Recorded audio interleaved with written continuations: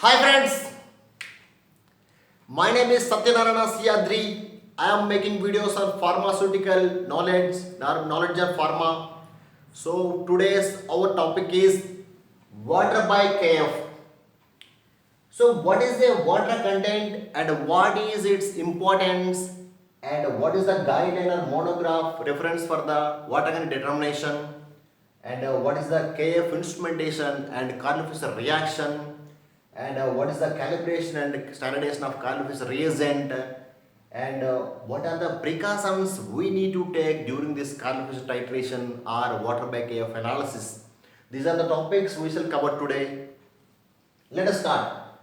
What is a water content? The water content means it's a quantity of water or moisture present in the sample or a product or substance. It is very important in the industry. Why? Because this pharmaceutical industry as well as many other manufacturing industries, mostly they are using water as a solvent for manufacturing, and this is a source for manufacturing, and there may be a chance of water or moisture present in the final product or sample. And if the water is present in the sample or compound or product, it may leads to formation of impurities, it may leads to formation of microbial growth, and it may leads to degradation of the product also. So we need to control that water or moisture in the sample or product or substance until certain limit or level to ensure the product quality and stability of the drug or drug product. So what are the guideline and reference for this water by KF analysis? There are mainly two are the guidelines are there. USP 921 chapter,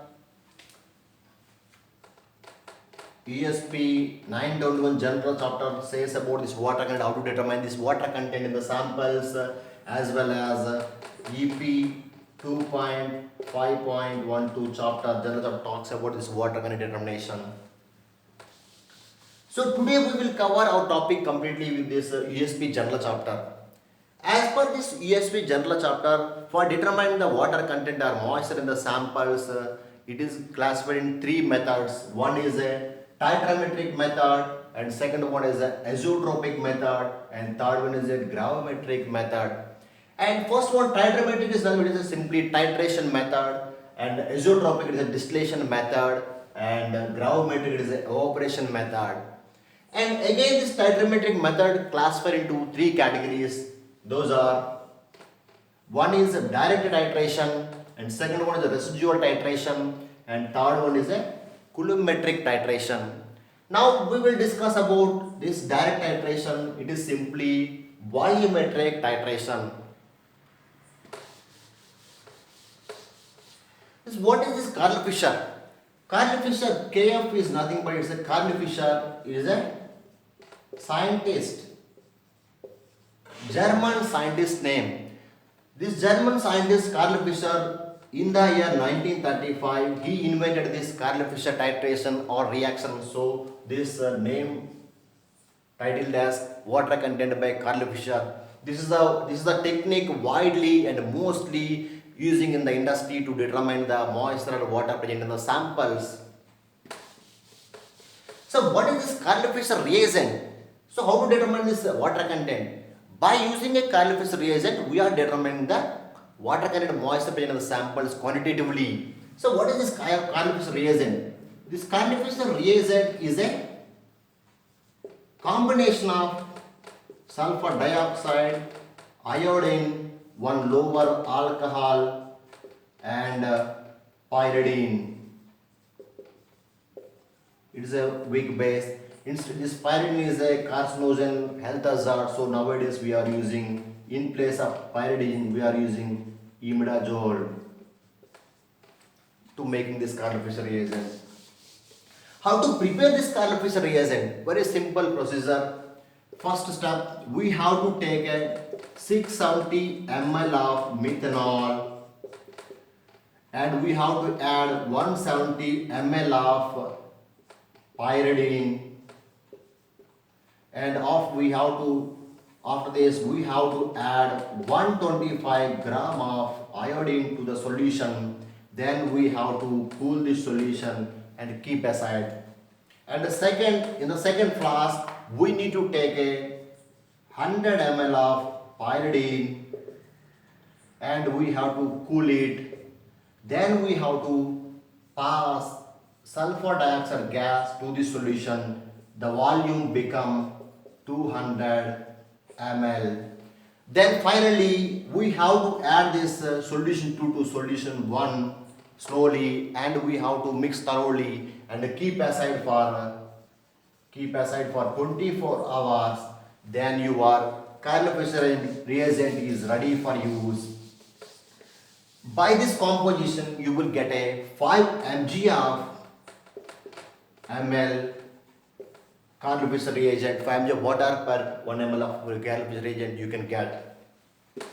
So what is this instrumentation, KF instrumentation? Nowadays we are using automatic titrator for the Carl-Fisher titration. You see here, there are majorly 4 components of the Carl-Fisher titrator. One is a automated burette, and second one is a titration flask. This is a titration flask, and double platinum electrode. This is a double platinum electrode, and fourth one is a magnetic stirrer to dissolve the sample in the medium by stirring. So these are the 4 major components in the auto titrator. So what is this reaction? It is simply volumetric potentiometric titration. Here the addition of iodine to the sample will be determined how much this reaction is a 1-to-1 ratio of water to iodine. We know already Carl-Fisher reagent having this iodine. So how much water present in the sample, then that much of iodine will be added through our Carl-Fisher reagent, and by determining this quantity of iodine consumed in the reaction, we can get the end point. So let us see this Carl-Fisher reaction. There are 3 steps for the Carl-Fisher reaction. First one is the sulfur dioxide will react with water.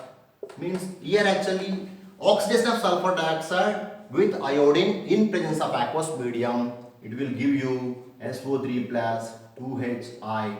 This hydrogen iodide acid is the hydroiodic acid. It is in the form of H plus and I minus ions. This I minus ion is the cause for the flow of current in the system. Once you are adding this Carl-Fisher reagent to sample, this is the cause for the current flow will start. In the second step, this sulfur trioxide will react with pyridine C5H5N. It gives you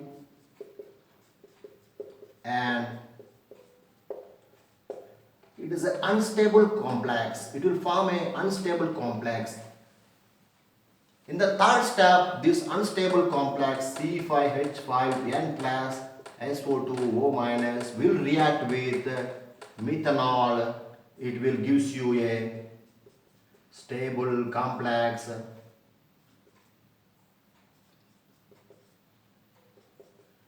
This is a stable complex. Formation of the stable complex is your indication of this end point, end of the titration. There will not be any iodide ions in the titration, then that is your end point for the titration. These are the 3 simple steps for the KF reaction. So it is a 1:1 ratio, already we discussed. Until present this water in your sample, this KF reagent will add to the solution. Once this water is consumed or neutralized with this iodine by Carl-Fisher reagent, then there will not be any current flow. Then your activity will be slowed down, and then what will happen? This iodide ions will be consumed with the water. Finally, excess of iodine present in the solution. This excess of iodine will indicate that abrupt drop and sudden drop in the potential jump that will give you as the end point in the titration. And how to calibrate and determine this factor for this Carl-Fisher reagent. We know this Carl-Fisher reagent is a highly hygroscopic and light sensitive. So there may be a chance of deteriorate the strength or degradation of the solution. So we need to standardize daily once or just before use or whenever required. We need to standardize this Carl-Fisher reagent to get the correct results. And how to calibrate or standardize this Carl-Fisher reagent? We can use water or disodium tartrate dihydrate to standardize this Carl Fisher reagent. This disodium tartrate we are using mostly. Why? Because this disodium tartrate is a primary standard. It is a primary standard, and it is very highly stable in the nature. It may not be degraded, and it is having this C4H4O6 Na2 2H2O is the formula for this disodium tartrate. It is having a 2 moles of water, fixed 2 moles of water, and this DST having a 15.66% of moisture stoichiometrically. It is a primary standard. It is a highly stable. That is the reason we are using disodium tartrate for the standardization of the Carl Fisher reagent. And formula for this Kf factor is equal to weight by volume. Suppose we are using water for the standardization. This is the formula: weight of water taken in mg per volume of Kf reagent consumed, mg per ml. Suppose if you use a DST for the standardization, then your formula weight of the DST by volume of the Kf consumed into 0.1566%. This is the moisture content of the DST factor. So this is the factor determination. And how to measure the water content or moisture in the samples? We have to take a medium, diluted medium in the vessel. First we have to nullify the moisture, neutralize the moisture in the vessel, in the medium with the Carl Fisher reagent. Then you have to add your sample accurately, weigh and transfer. You should accurate transfer properly. Then your titration will start. Then finally you will get end point. This water content formula is equal to titer volume into Kf factor into 100% and weight or volume of the sample, mg or ml. This is the water content formula.